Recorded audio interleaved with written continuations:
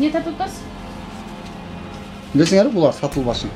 Мына туғандар Неман аптекасында бұл ішке жоқ, мындай нәрсе болбойт деп буга чейин айтылып келген. Biz bugün кармап отырабыз. Было принято решение непосредственно усилить контроль за реализацией этих препаратов. Вот эти наркоманы, какие-то в аптеке тут соседние продают наркотическое вещество, и у них крыша едет.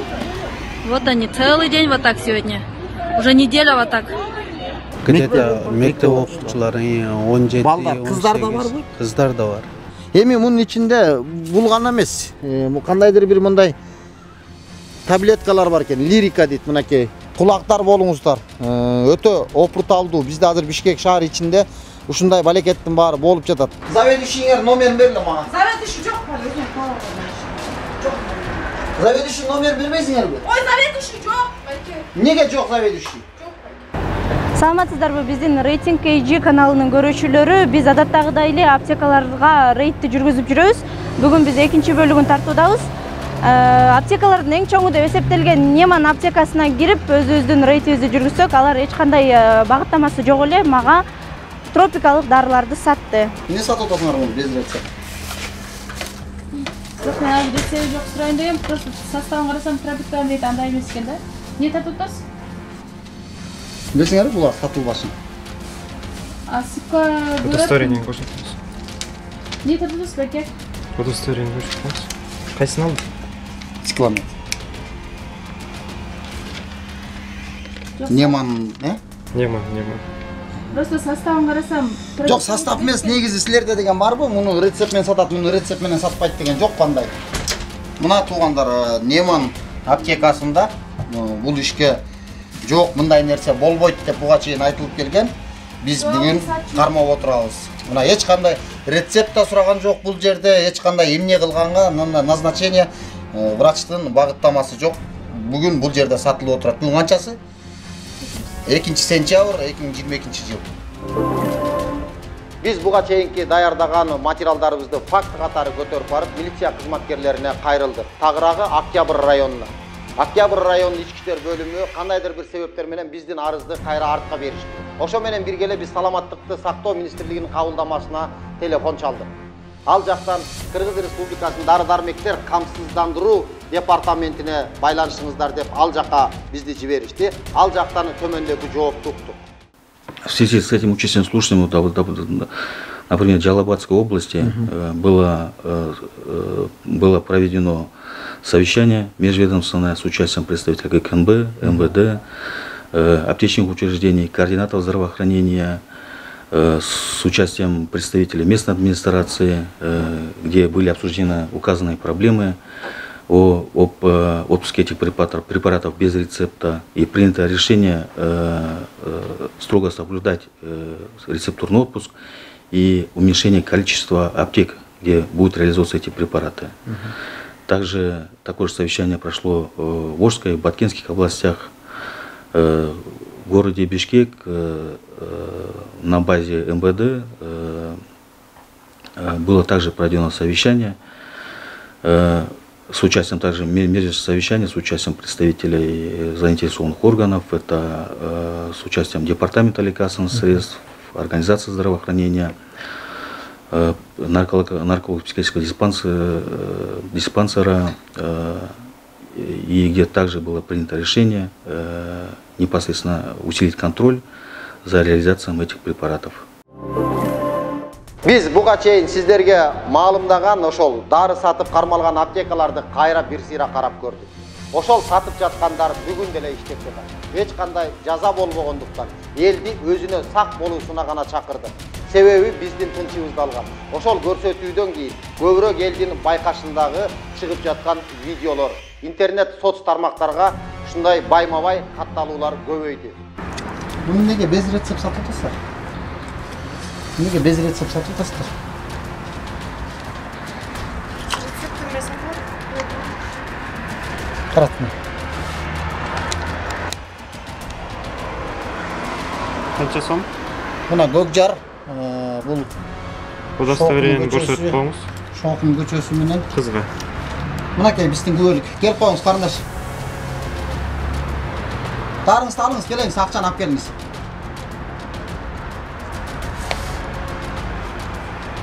Лекарь экен.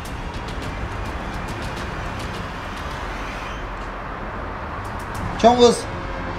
Ошондой тынчы жок. Жанагыдай дары-дармектер сатылып аткан жердеги дарыканалардын тегерегиндеги жашоочулар дагы өз арыздары менен жогору жактарга тиешелүү органдарга кайрылып келген. Алардан дагы эч кандай жыйынтык болгон эмес. Алардын пикирин дагы угуп көрөлү. Вот эти наркоманы, какие-то в аптеке тут соседние продают наркотические вещества, и у них крыша едет. Вот они, целый день вот так сегодня. Уже неделя вот так. Вот одного сейчас забьют там.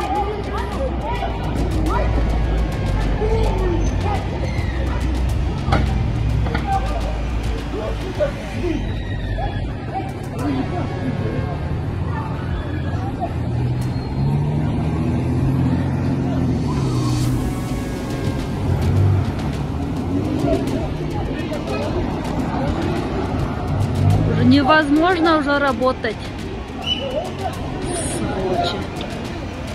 Целая неделя вот такая история. После полуночи начинается у них сабантуй тут.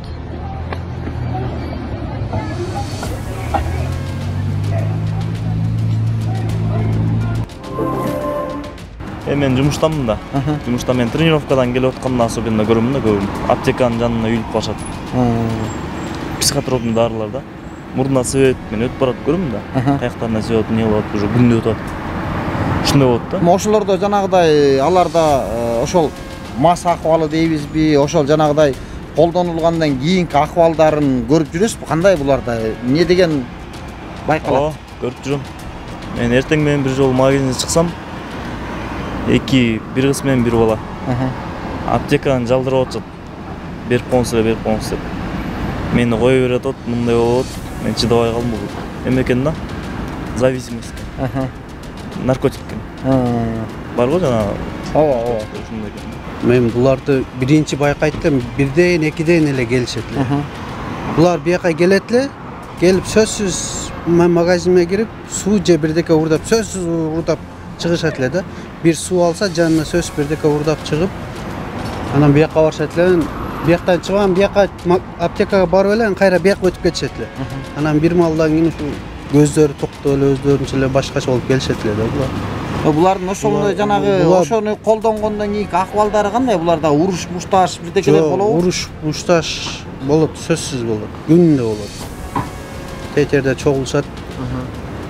Чогулуп ошол жерде күндө Азыр бул жерде ошо көрсөтүлгөн аптекадан, дарыканадан бөлөк дагы кайсы жерлерде мындай бир шектүүрөөк сата турган кайсы жерлерде бар ушу тегеректе? Жерлерде билбейм кайсы аптекаларда сатат.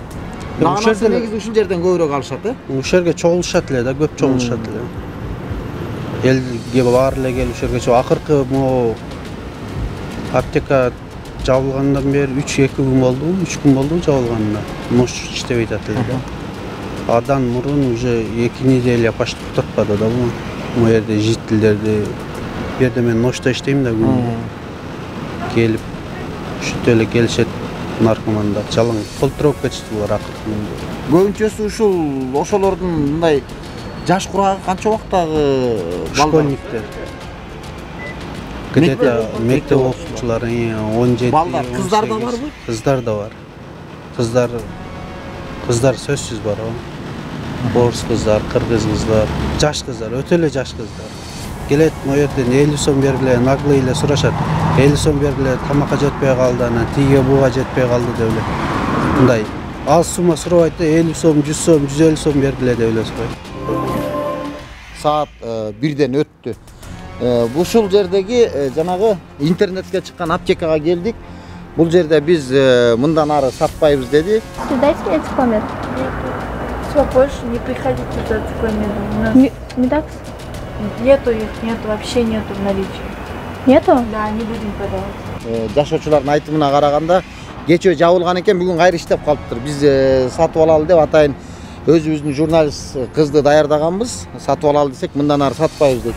Бирок ушул жерде өтүп баратып көзүбүз мына буларга чалдыкты.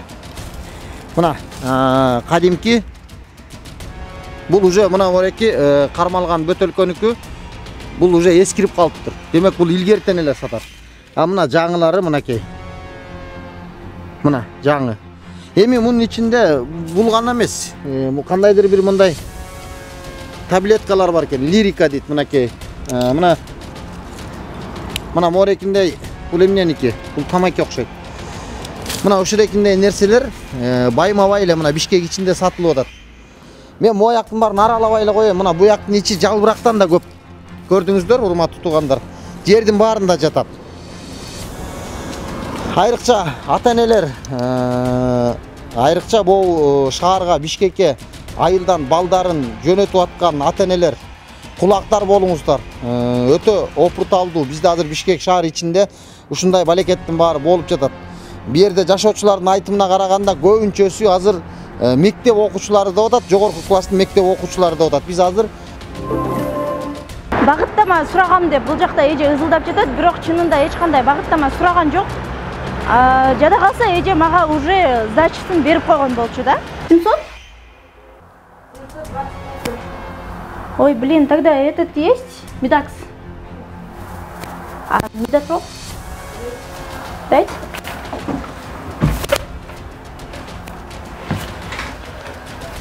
сатып едиңиз го сиз? Ой, сатылмайт еще. Рецепт, я же тебе говорила же, рецепт показывай. Когда вы говорили? Апрель, я вам говорила же, показывай рецепты. Эже биякта звук жазылып атат полный. Сиздер биякта постоянно эле сатасыздар. Вы же уже взяли деньги.